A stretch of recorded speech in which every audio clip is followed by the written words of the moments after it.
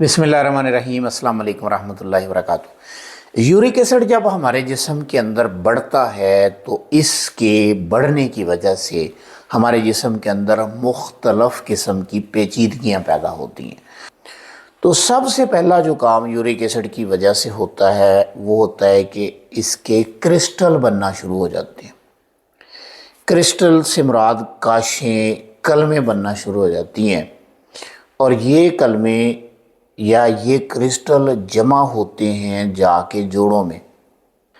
جوڑ جب حرکت کرتے ہیں تو اس حرکت کے درمیان میں یہ کرسٹل جو ہوتے ہیں یہ رگڑ کا سبب بنتے ہیں، اور ان میں بننے والے کرسٹل بعض بالکل باریک نیڈل کی طرح ہوتے ہیں، یعنی جس طرح سوئی ہوتی ہے نا اس طرح ہوتے ہیں۔ تو جب جوڑوں کے اندر یہ موجود ہوتے ہیں تو حرکت کی صورت میں یہ جوڑوں کو اندر سے سوزشناک اور زخمی کر دیتے ہیں۔ یورک ایسڈ جو ہے یہ گردوں کے اندر آ کے اس کے کارٹیکس میں جمع ہونا شروع ہو جاتا ہے، جس کی وجہ سے وہاں پہ پتھریاں بننے کا عمل شروع ہو جاتا ہے۔ اور جو دوسرا عمل ہوتا ہے وہ ہوتا ہے نیفروٹک سنڈروم، یعنی کہ اس کی وجہ سے، یعنی یورک ایسڈ کے کرسٹلز کی وجہ سے جو نیفرونز ہوتے ہیں وہ ان کے اندر پیچیدگیاں، خرابیاں پیدا ہونا شروع ہو جاتی ہیں، ٹوٹ پھوٹ کا عمل شروع ہو جاتا ہے۔ تو اس کی وجہ سے کافی ساری پیچیدگیاں پیدا ہو جاتی ہیں، جیسا کہ پیشاب میں جلن آنا، پیشاب کا قطرہ قطرہ کر کے آنا، پیشاب کا کھل کے صحیح طریقے سے نہ آنا، یا بار بار پیشاب کی حاجت ہونا۔ یورک ایسڈ ایک اور کارنامہ کرتا ہے، یہ ہمارے دل اور خون کی نالیوں کے اندر بھی پیچیدگیاں پیدا کرتا ہے۔ اب ان پیچیدگیوں میں آرٹیریوسکلیروسس، جن لوگوں میں یورک ایسڈ بڑھ رہا ہوتا ہے ان میں شریانوں اور وریدوں کے اندرونی پرتوں میں سختی آ جاتی ہے، ان کی لچک کم ہو جاتی ہے، اور اسی طرح پھر دل کے اندر کھچاؤ آ جاتا ہے، ہائپر ٹینشن کا عرضہ آ جاتا ہے، بلڈ پریشر زیادہ ہونا شروع ہو جاتا ہے، میٹابولک سنڈروم پیدا ہوتا ہے۔ اب میٹابولک سنڈروم میں کیا کیا ہے؟ اس میں شوگر ہے، موٹاپا ہے، انسولین ریزسٹنس ہے، اور اسی طرح گٹ سے ریلیٹڈ کچھ بیماریاں ہیں۔ اب یہاں دیکھیں کہ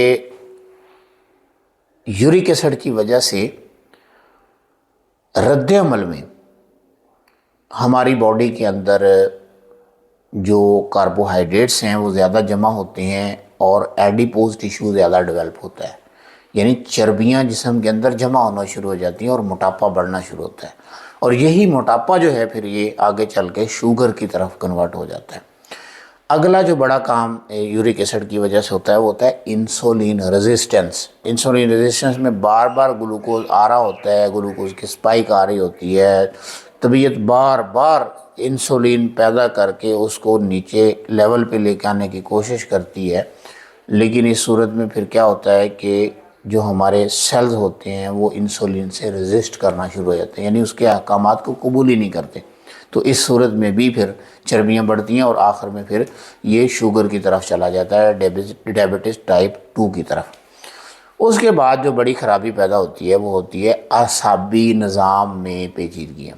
اعصاب کمزور ہو جاتے ہیں، اعصاب میں سوزش آ جاتی ہے، اعصاب میں تناؤ آ جاتا ہے، ڈپریشن آ جاتی ہے، انزائٹی آ جاتی ہے۔ اس طرح کے عوارضات بھی یورک ایسڈ کے بڑھنے کی صورت میں پائے جاتے ہیں۔ اور آخر پہ میں بات کروں گا کہ یورک ایسڈ جو ہے یہ دائمی سوزش کا سبب بنتا ہے، یعنی اگر کسی مقام پہ ایک مرتبہ سوزش بن گئی ہے، وہ کسی جوڑ میں ہو سکتی ہے، انگلی کے پور میں ہو سکتی ہے، گھٹنے میں ہو سکتی ہے، کونی میں ہو سکتی ہے، اسی طرح ہاتھوں کے جوڑوں میں ہو سکتی ہے، کہیں پہ بھی اگر سوزش ہو گئی ہے اور ساتھ میں یورک ایسڈ بڑا ہوا ہے تو پھر وہ سوزش مزمن ہو جائے گی، وہ پھر جلدی جان نہیں چھوڑے گی۔ تو کبھی ایک جوڑ میں سوجن آ گئی، کبھی دوسرے میں آ گئی، کبھی تیسرے میں آ گئی، کبھی سارے جوڑوں میں آ گئی۔ تو یہ سلسلہ چلتا رہتا ہے، کس بنا پہ؟ جب ہمارے جسم کے اندر یورک ایسڈ کا اخراج نہیں ہوتا، وہ مقدار میں بڑھ جاتا ہے۔ تو انشاءاللہ تعالیٰ اگلے سلسلے میں ہم مزید وضاحتوں کے ساتھ حاضر ہوں گے۔ اگر آپ کو ویڈیو اچھی لگی ہے تو اس کو لائک کریں، اکاؤنٹ کو سبسکرائب کریں، اور کمنٹ کر کے بتائیں کہ آپ مجھے کہاں سے دیکھ رہے ہیں۔